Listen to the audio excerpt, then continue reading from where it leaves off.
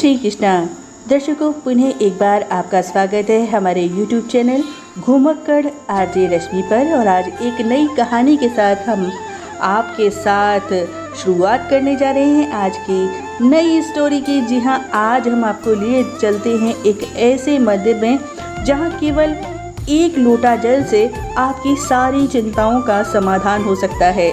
जी हाँ, आपने सही सुना, हम चिंताहरण महादेव की बात कर रहे हैं, जहां एक लोटा जल चढ़ाने से 1108 शिवलिंगों पर जल चढ़ाने का फल प्राप्त होता है।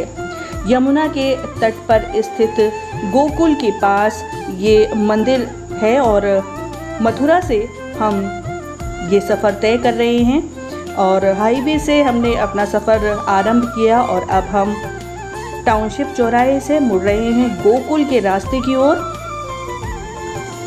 और ये रास्ता सीधा मथुरा की ओर जाता है, लेकिन बीच में से हमें टर्न लेना है गोकुल की ओर। तो अब हम यहाँ से टर्न लेकर अपने सफ़र पर चल पड़े हैं गोकुल की तरफ।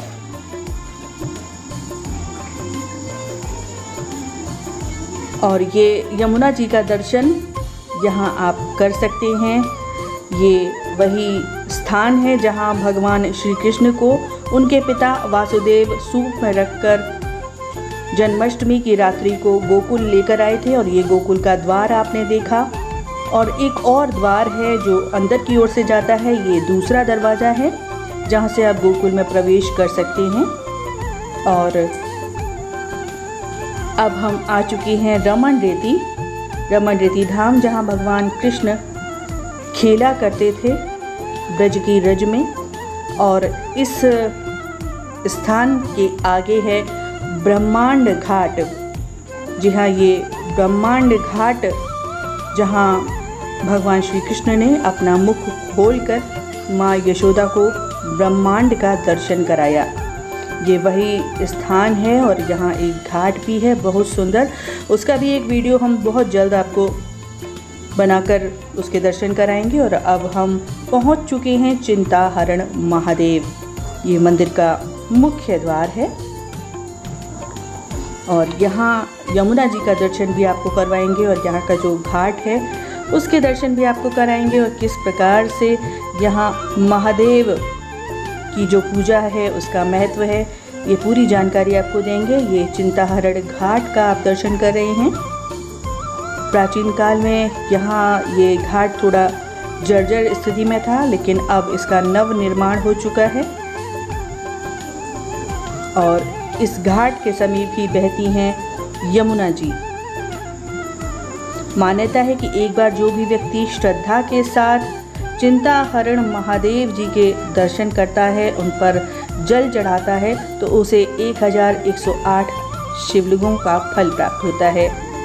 ये स्थान मथुरा जिले के मुख्यालय से लगभग 25 किलोमीटर की दूरी पर है। और भगवान शिव का ये एक ऐसा स्थान है जहाँ सारी चिंताओं का हरण हो जाता है। महादेव स्वयं उन सारी चिंताओं को हर लेते हैं। मान्यता ये है कि भगवान श्री कृष्ण ने 7 वर्ष की आयु में मिट्टी खाई थी, तो माँ यशोदा घबरा गईं और कृष्ण से मिट्टी को मुंह से निकालने को कहा। जब भगवान श्री कृष्ण ने अपना मुंह खोला तो पूरे ब्रह्मांड के दर्शन माँ यशोदा को हो गए। और उसके बाद माँ यशोदा घबरा गईं और भगवान शिव को पुकारने लगी। तो उनकी पुकार सुनकर भगवान शिव वहाँ प्रकट हुए और यशोदा मैया ने यमुना जी के जल से भगवान शिव का अभिषेक किया। और उसके बाद यहाँ माँ यशोदा ने भगवान शिव से प्रार्थना की कि आप यहीं विराजमान हो। सभी भक्तों की चिंताएं हरने का उनसे वचन मांगा। और उसके बाद श्रीमद् भागवत पुराण में भी 10वें स्कंद में इसका वर्णन है। भगवान शिव ने माँ यशोदा से कहा कि यहाँ आकर जो भी भक्त यमुना का जल चढ़ाएगा उसके सभी विपत्ति, सभी चिंताएं दूर होंगी और उसकी मनोकामना पूर्ण होगी। यह भी मान्यता है कि जब भगवान श्री कृष्ण बाल रूप में थे, तब सभी देवता उनके बाल स्वरूप का दर्शन करने के लिए आए और भगवान शिव भी उनके दर्शन करने की लालसा लेकर यहाँ आए थे। तो उस लालसा से भगवान शिव भी बड़े भाव के साथ तैयार होकर कि कृष्ण कन्हैया के दर्शन करने हैं और कैलाश पर्वत से यहाँ दर्शन करने के लिए आए। लेकिन उनका जो वेश था, जिस प्रकार से अंगों में विभूति और सर्पों की माला, मुंडों की माला और ऊपर से नाग का श्रृंगार, ये सब चीज़ें देखकर यशोदा मैया घबरा गईं और उन्होंने कहा, भाई मेरा लल्ला तो ये देख के डर जाएगा, इस स्वरूप को देखकर तो मैं स्वयं डर रही हूँ, तो भला मेरा लाला इस योगी के दर्शन कैसे करेगा। तो इस प्रकार से बहुत सारी मनोहार शिवजी ने यशोदा मैया से कही कि मैया एक बार दर्शन करा दो। मैया भी हट पर अड़ी रही कि ना ना ना बाबा, तुम कुछ भी ले जाओ, हीरा पन्ना जवाहरात जो मांगोगे सो दे दूंगी, पर मेरा लाला तुम्हारे दर्शन ना कर सके। इस प्रकार शिव निराश हो गए और इस स्थान पर आकर बैठ गए और यहाँ उनको इस बात की चिंता सताने लगी कि अब मुझे मेरे आराध्य मेरे कन्हैया का दर्शन किस प्रकार से होगा। लेकिन कन्हैया तो सबके मन की बात जानते हैं और भगवान शिव के मन की बात भी जब कन्हैया ने जान ली तो एक लीला रचाई और खूब तेज तेज रोना शुरू कर दिया। यशोदा मैया घबरा गईं कि लाला को क्या हुआ, अभी तक तो लाला एकदम सही था और बहुत अच्छे से हंस खेल रहा था, अब तो ये रोई जा रहा है। गोपियों से पूछा क्या हुआ, लल्ला को देखो तो ज़रा। सब गोपियों ने देखा लेकिन किसी को कुछ समझ में नहीं आया। फिर कुछ समझदार जो गोपियाँ थी, इन्होंने कहा कि देखो अभी एक जो बाबा आया था ना, तुमने उसको लाला का दर्शन जो कराने की कह रहा था, उसको दर्शन नहीं कराए, शायद वही कुछ कर गया हो। तब उन्होंने कहा कि अब ऐसा करो, उस बाबा को ढूंढ के लाओ जिससे हमारा लाला चुप होए, हमारा लल्ला हंसे खेले।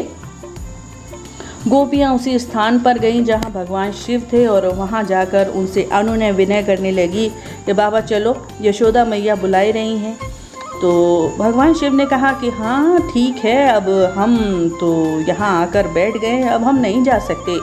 फिर गोपियों ने बहुत मनुहार की तो भोलेनाथ मान गए कि चलो ठीक है, कन्हैया ने कोई लीला रच ली है, अब तो चलते हैं, अब तो दर्शन हो ही जाएंगे। और फिर भोलेनाथ आए और यशोदा मैया ने उनका दर्शन कराया और इस प्रकार से जब भोलेनाथ ने भगवान के दर्शन किए तब वह मुस्कुरा उठे और यशोदा मैया भी प्रसन्न हो गई और उन्होंने फिर कहा भोलेनाथ से कि बाबा क्या चाहिए।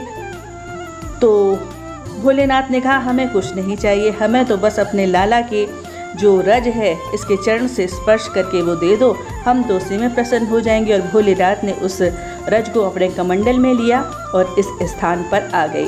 तो इस प्रकार से ये कथा भी सुनने को मिलती है कि इस प्रकार यहाँ पर आकर भोलेनाथ ने यशोदा मैया की चिंता का हरण किया था, इसलिए इस स्थल का नाम चिंता हरण कहा जाता है।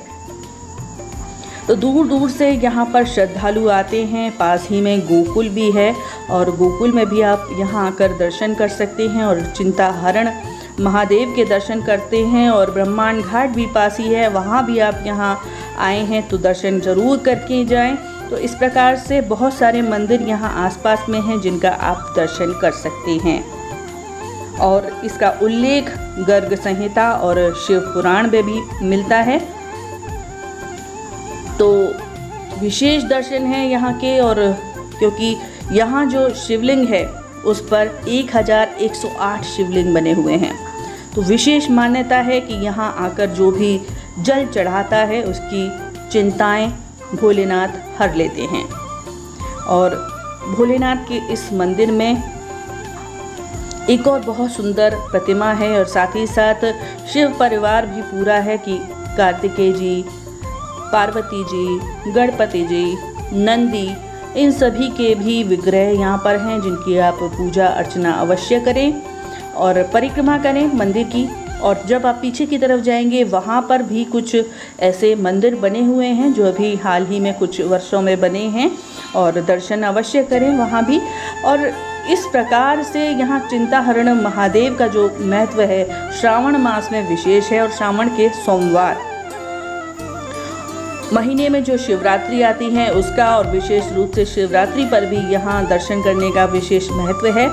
प्रतिदिन यहाँ पर श्रद्धालु आते हैं और अपनी मनोकामना पूर्ति के लिए भगवान की पूजा अर्चना करते हैं।